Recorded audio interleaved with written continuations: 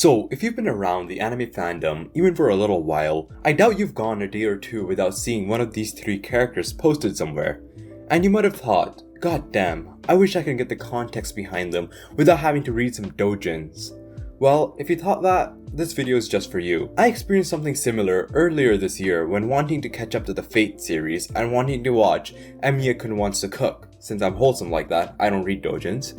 And every website or video I went through, it gave me a different watch order to watch the Fate series. And overall, I just ended up more and more confused and didn't know where to go from there.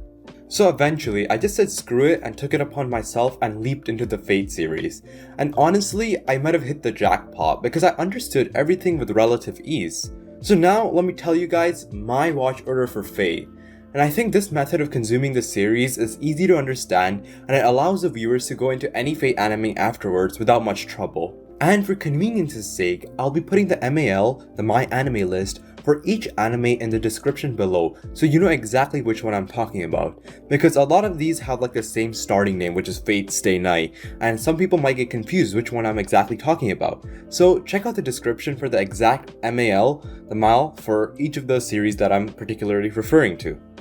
So to start off, the first series you want to consume is Fate/Zero. So this is essentially the starting point. And after Fate Zero, there's a Fate Zero second season. Right? So this is the first hurdle covered. This is where you start off, Fate Zero and Fate Zero second season. Then number 3 is Fate Stay Night Unlimited Blade Works Prologue. Following that is Fate Stay Night Unlimited Blade Works Season 1 and Season 2. So now that you covered Fate Zero and Fate Stay Night Unlimited Blade Works, you've essentially covered one route of the Fate series, and you should be able to go into any Fate afterwards and know what's going on.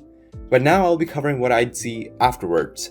So after you see Fate Stay Night Unlimited Blade Works Season 2, I'd cover the Heaven's Feel movies, which is Fate Stay Night Heaven's Feel Movie 1, 2, and 3, which are named Presage Flower, Lost Butterfly, and Spring Song. Congratulations, just like that you've covered every Ufotable anime adaptation of the Fate series. And as I mentioned before, you'll know exactly what's going on in any Fate series you go to afterwards. And if you want to see the best Fate series, which is Emiya-kun Wanting to Cook, it'll be doubly wholesome for you. So now y'all might be wondering why there's a lot more of the video left, and if you covered the watch order, why are you saying some more stuff? But I thought it would be nice to let you guys know why this cluster happened in the first place. So essentially, the Fate series has 3 different routes after the initial Fate Zero, which is supposed to be a prequel. There's a Fate route, there's the Unlimited Blade Works route, and then there's the Heaven's Feel route. And each route has a different heroine. In the Heaven's Feel route, it's Sakura, and the Fate route, it's Saber, which is King Arthur, and in the Unlimited Blade Works route, it's Rin. So in these alternate routes, essentially what happened was that Studio Deen, which is the studio notorious for the bad Fate adaptation, only covered Fate Stay Night, which was the Saber route.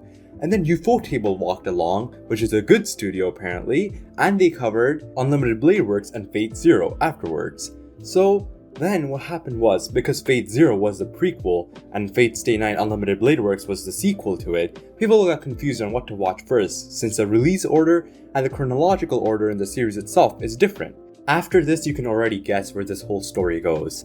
Because Fate is an adaptation of a visual novel, which is a video game, the visual novel fans walk in and say, wait, you guys are doing it wrong, my watch order is the right watch order. And 3 sects are created and there is infighting among the fandom on which way to watch the Fate series is the right way. So, that essentially never leads to something good, and it essentially deters people from watching Fate in the first place. In case any of you guys are wondering, the watch order I presented was a chronological one, because me not knowing anything about Fate other than some of the characters going into it, I found that it was the easiest way for me to consume the series. And if you don't agree with this watch order, just leave it in the comment section down below. But I personally believe that this is the most easy way for a new fan to consume the series and know what's going on and not feel confused at all. Well, that's it for the video. I hope you guys enjoyed it. And I hope the watch order I presented was lucid and clear enough for you guys to understand. And the mess part I covered afterwards gave you enough information as to why this whole thing occurred in the first place. If I covered those 2 portions well, please leave a like and leave a comment down below if you found the video useful at all, or if you found it useless. I don't know, just let me know either way. Thank you guys for watching and hope to see you guys soon. See ya!